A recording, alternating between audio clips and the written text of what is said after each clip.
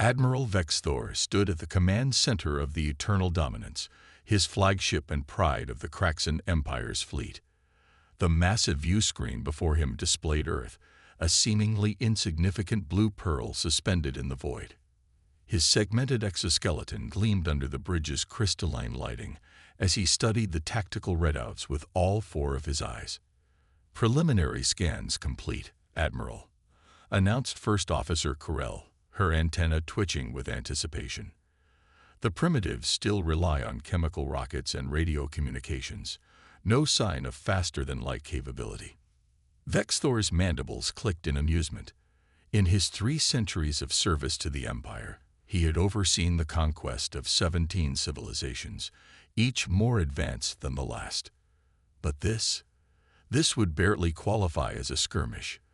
Their intelligence suggested these humans had only achieved spaceflight within the last century. They were children playing with toys compared to the Kraxan's quantum drives and dark matter weaponry.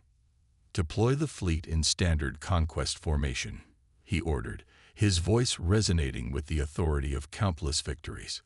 3,000 ships should be sufficient to make our point. Though honestly, we could probably conquer them with a single cruiser. The bridge crew chittered in agreement as the massive armada spread out in a 3-dimensional geometric pattern that had broken the will of far more advanced civilizations. Each ship was a masterpiece of engineering, covered in regenerative armor and equipped with weapons that could crack planets. Unusual energy signatures detected. "Admiral," reported the sensor officer, her scales shifting to a confused yellow hue. "The readings, they don't match anything in our database. Probably they're primitive fission reactors," Vexthor dismissed. "Begin the standard greeting protocol." The communication officer transmitted their message across all frequencies. "People of Earth, you stand before the might of the Kraxan Empire. Your technology is primitive, your defenses inadequate. Surrender now and become part of our glorious civilization. Resistance will result in immediate devastation. You have 1 planetary rotation to comply." The response came almost immediately. A simple text transmission that made Vexthor's secondary heart skip a beat. "The Earth Defense Council acknowledges your message. Please stand by." "Stand by." Vexthor's scales flushed with indignation. "They dare to make us wait. Launch the first wave of intimidation strikes. Target their primitive orbital platforms." 500 warships broke formation, their weapons charging with enough power to vaporize small moons. But as they approached Earth's orbit, something strange happened. The unusual energy readings suddenly spiked off the charts. "Admiral." The sensor officer's scales had turned white with alarm. "I'm detecting. I don't understand. These readings suggest spatial distortions, but the humans don't have that technology." "They can't have that technology." Vexthor leaned forward, his confidence wavering for the first time in decades. The space around Earth seemed to shimmer, like heat waves rising from desert sands. Their sensors were reporting impossible things. Quantum fluctuations that shouldn't exist, gravitational anomalies that defied known physics. "Message from Earth? Admiral," the communication officer announced, her voice trembling. "Text only. It reads, 'Your assessment of our technological capabilities was incorrect. We gave you a chance to withdraw. Implementation of Defense Protocol Omega beginning now.'" Before Vexthor could respond, the impossible happened. The space between his ships began to fold, not in the crude way of conventional space warfare, but with a precision he had never seen before. It was as if the humans had learned to play with the fabric of reality itself. "Full retreat," he ordered, but it was too late. The first wave of ships simply vanished, pulled into microscopic singularities that appeared and disappeared faster than their sensors could track. The humans weren't just defending themselves. They were rewriting the laws of physics around their planet. As alarms blared across the bridge, Vexthor realized with growing horror that he had made a terrible mistake. They hadn't found a primitive civilization waiting to be conquered. They had awakened something far more dangerous, a species that had chosen to hide its true capabilities, waiting for someone foolish enough to test them. The last thing he saw before ordering a full retreat was Earth, still looking deceptively peaceful in the viewscreen, as reality itself bent to its defender's will. The mighty Kraxan Empire had just learned a harsh lesson. Sometimes, the most dangerous predators are the ones that don't show their teeth until it's too late. The retreat was chaos incarnate. Admiral Vexthor watched in horror as another wave of singularities blossomed among his fleet, each one claiming dozens of ships. The Kraxan Empire's finest vessels, pride of 17 sectors, were being erased from existence with mathematical precision. "Status report," he demanded, gripping his command podium with all 4 arms. The crystalline displays around him flickered with damage reports and desperate distress calls. "We've lost contact with 800 ships." "Admiral," Krell reported, her usual composure shattered. "The humans are. They're not even using conventional weapons. They're manipulating space-time itself." Through the viewscreen, Vexthor watched as Earth's atmosphere began to ripple with patterns that shouldn't be possible. It was as if the planet had wrapped itself in a living membrane of altered physics. Their sensors, the most advanced in known space, couldn't even begin to analyze what they were seeing. "Sir, we're receiving a transmission from their defense command," the communication officer announced. Audio this time. A calm, almost gentle human voice filled the bridge. "This is Dr. Sarah Chen of the Earth Defense Council. Your remaining ships are currently trapped in a quantum isolation field. Conventional FTL escape is impossible. However, we are not murderers. Stand down, and we will provide you with safe passage out of our system." Vexthor's scales shifted to a deep blue of humiliation and fear. "How?" he demanded. "Your species barely achieved spaceflight. Our intelligence showed no signs of this technology." "Your intelligence was exactly what we wanted you to see," Dr. Chen replied. "For centuries, humanity has maintained a facade of technological inferiority while we perfected our understanding of quantum mechanics and gravity manipulation. Those satellites you dismissed as primitive. They're part of a solar system-wide quantum computation network. Those chemical rockets, decoys to hide our gravity drives." As if to demonstrate her point, a small object appeared next to the Eternal Dominance. It looked like one of Earth's primitive satellites, but as Vexthor watched, it unfolded into impossible geometries, creating cascading waves of distorted space-time. "Second wave approaching," Krell shouted. "They're emerging from what appear to be microscopic wormholes."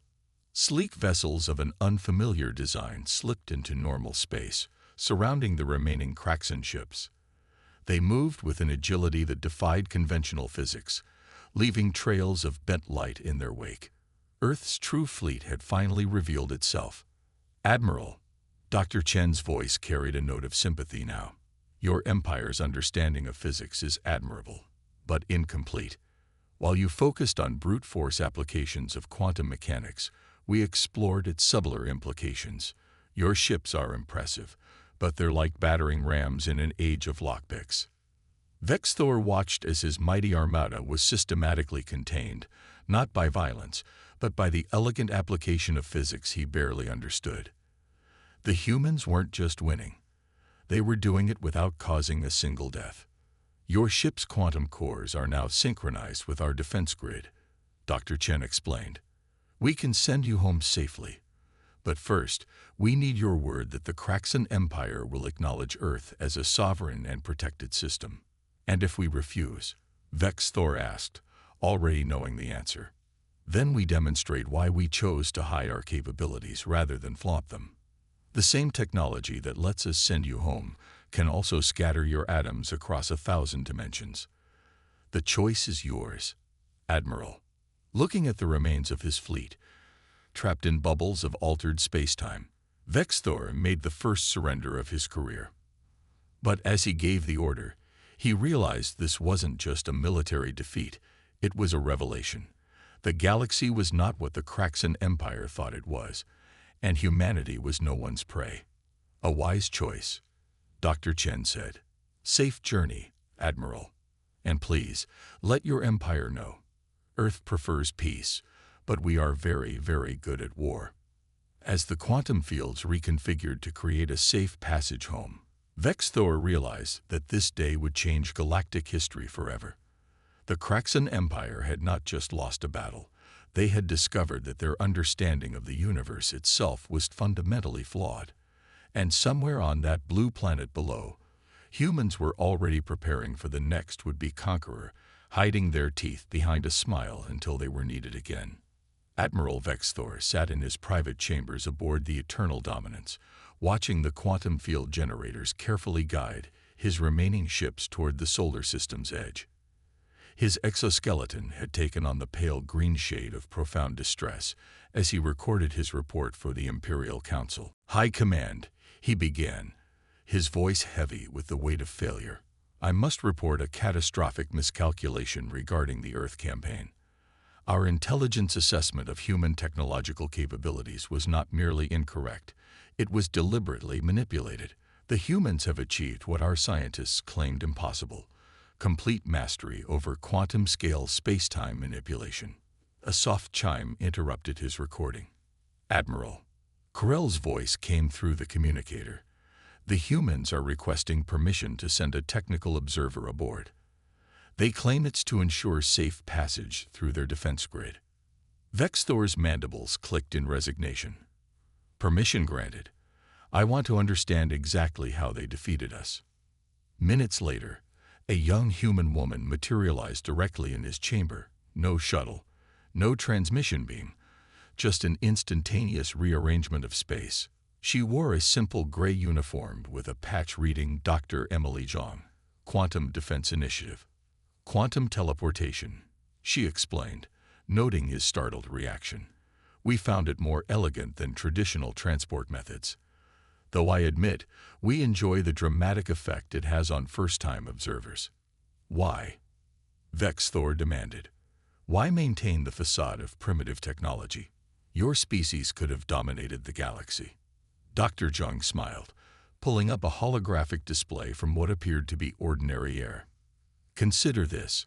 Every species that achieves faster-than-light travel follows a similar technological path. They discover quantum mechanics, develop fusion power, create matter-antimatter drives. It's predictable. We chose a different path." The hologram showed Earth's history, but not as Vexthor knew it. Hidden beneath the apparent progression of chemical rockets and radio signals was another timeline, one of breakthrough after breakthrough in fundamental physics. "While other species rushed to the stars, we turned our gaze inward," Zhang continued. "We discovered that space, time, and consciousness are more deeply connected than anyone realized. Your empire built mighty warships. We learned to fold space with our thoughts. You developed planet-cracking weapons. We learned to dance between quantum states." Vexthor watched in astonishment as she demonstrated, causing a small region of space to ripple and twist without any visible technology. "But your ships, your weapons, we detected nothing." "Of course not. We developed quantum camouflage centuries ago. Those primitive satellites you scanned, they're actually nodes in a solar system-wide quantum computer. Every piece of outdated technology you detected serves a dual purpose. We hide in plain sight, Admiral, because we learned long ago that true power doesn't need to announce itself." A new alert sounded. More ships were appearing at the system's edge. "Reinforcements," Vexthor explained. "The Empire won't accept this defeat." Dr. Zhang's expression remained calm. "Look at your tactical display, Admiral. Really look." He did, and his scales paled further. The reinforcement fleet wasn't approaching. It was frozen in space-time, each ship suspended in a moment of infinite duration. "That's impossible," he whispered. "You can't just stop time." "We didn't stop it," Zhang corrected. "We selectively altered its flow. Your reinforcements will experience only a few seconds while we complete your escort home. It's more humane than destroying them, don't you think?" Vexthor slumped in his command chair, finally understanding the true scope of his failure. "You could have annihilated us at any moment." "Yes," Zhang admitted, "but that's not our way. Earth's defense strategy isn't built on destruction. It's built on understanding. Understanding physics, understanding strategy, and most importantly, understanding ourselves. We chose to remain hidden not out of fear, but because we believe that true civilization means choosing not to dominate others even when you can. She stood, straightening her uniform. Your fleet will be safely escorted home, Admiral. When you report to your empire, remember this. Earth seeks neither conquest nor conflict. We simply wish to be left alone with our research, but if forced to fight. She let the thought hang unfinished. As Dr. Zhang prepared to depart, Vexthor found his voice one last time. "What are you researching now?" he asked, both dreading and curious about the answer. She smiled again, and for a moment, her form seemed to blur at the edges, as if she existed in multiple realities simultaneously. Let's just say quantum mechanics was only the beginning. Safe journey, Admiral. She vanished, leaving Vexthor alone with the terrifying knowledge that the galaxy's balance of power had never been what anyone thought, and that humanity was still holding back its greatest secrets. The journey back to Craxan space was unnervingly smooth. The Eternal Dominance and its surviving escort ships moved through space-time like leaves on a quantum stream, guided by forces that Vexthor's best scientists still couldn't comprehend. He spent most of his time in the ship's analysis center, reviewing the battle data with increasingly shaken research teams. "It just doesn't make sense," muttered Chief Scientist Rez Kerr, her crystalline appendages tapping nervously against the holographic displays. According to these readings, the humans weren't just manipulating space-time. They were rewriting its underlying mathematics. The displays showed the final moments before their retreat. Earth's defense systems had somehow transformed normal space into something else entirely, a domain where the Empire's most advanced weapons simply ceased to function. It wasn't just technological superiority. It was as if the humans were playing an entirely different game. "Admiral," a junior researcher called out, "you need to see this analysis of their quantum field generators." The hologram shifted to show one of the small devices that had appeared near their ships. As they watched, the recording revealed layers of complexity that seemed to defy reality itself. The device wasn't just generating fields, it was creating localized regions where the laws of physics themselves became malleable. "According to our calculations," the researcher continued, voice trembling, "these humans haven't just mastered quantum mechanics. They found a way to negotiate with it." "Explain," Vexthor demanded, all four eyes fixed on the shifting patterns. "It's like they're having a conversation with reality itself.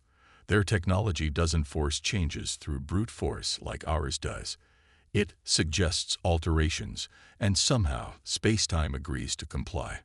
The mathematics behind it is beyond anything in our theoretical frameworks." A new alert caught their attention.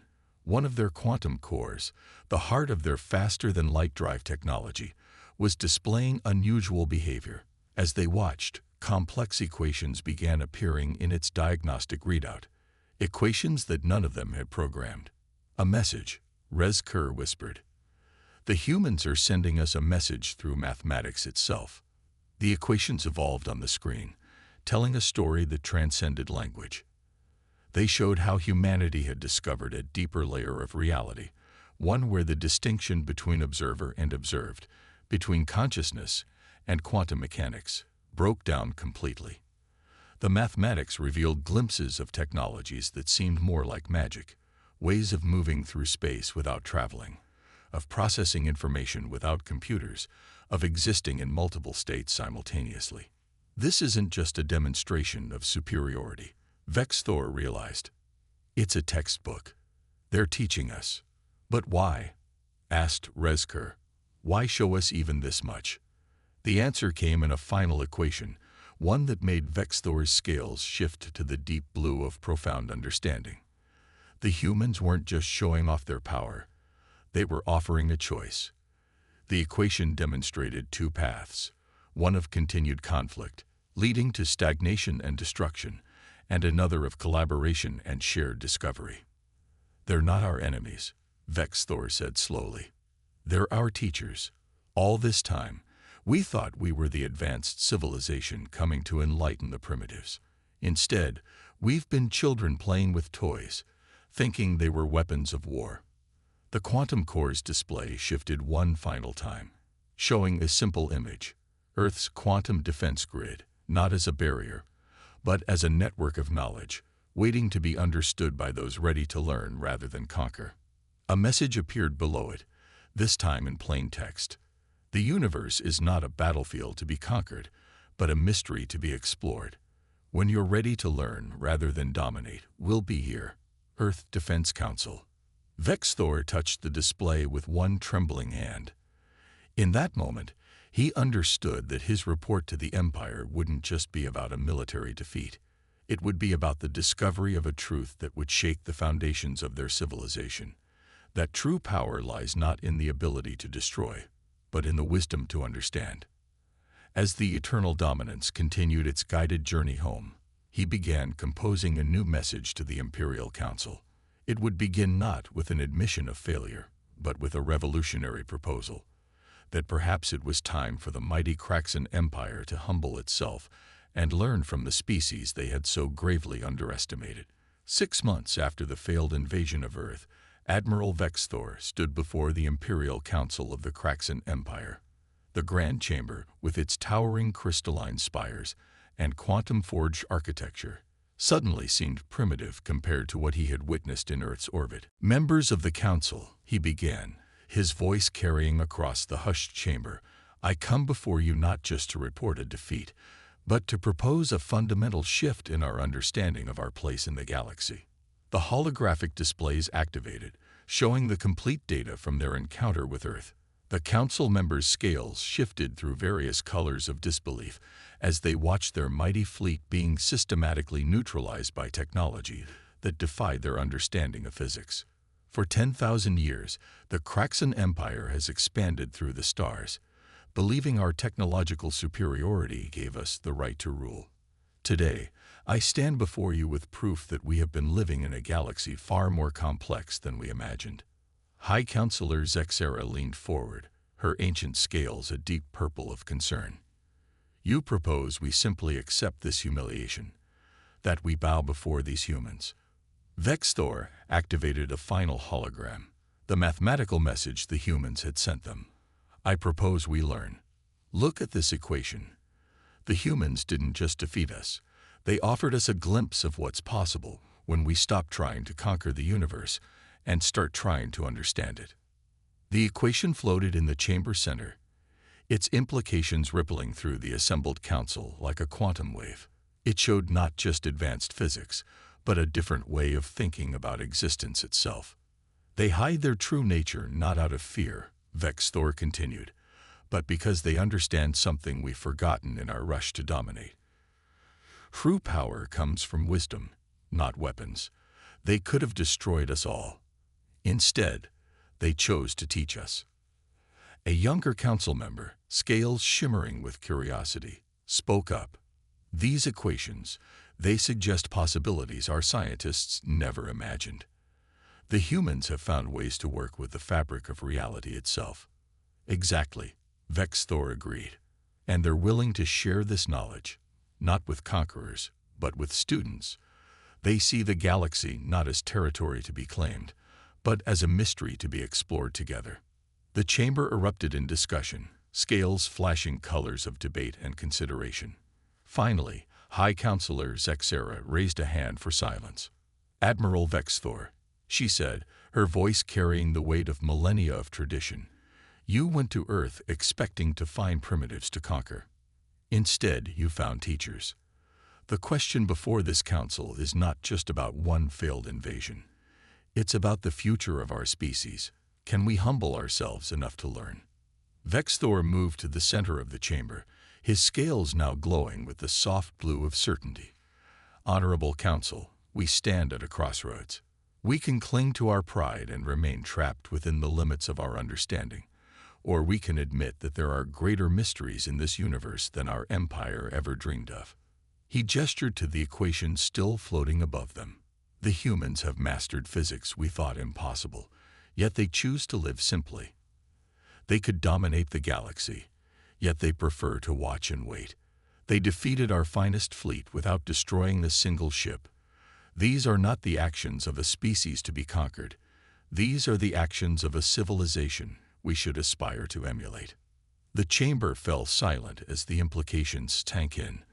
Finally, High Counselor Zexera rose, her ancient frame silhouetted against the holographic displays of human technology. Admiral Vexthor, you entered Earth's system as a conqueror and returned as a student.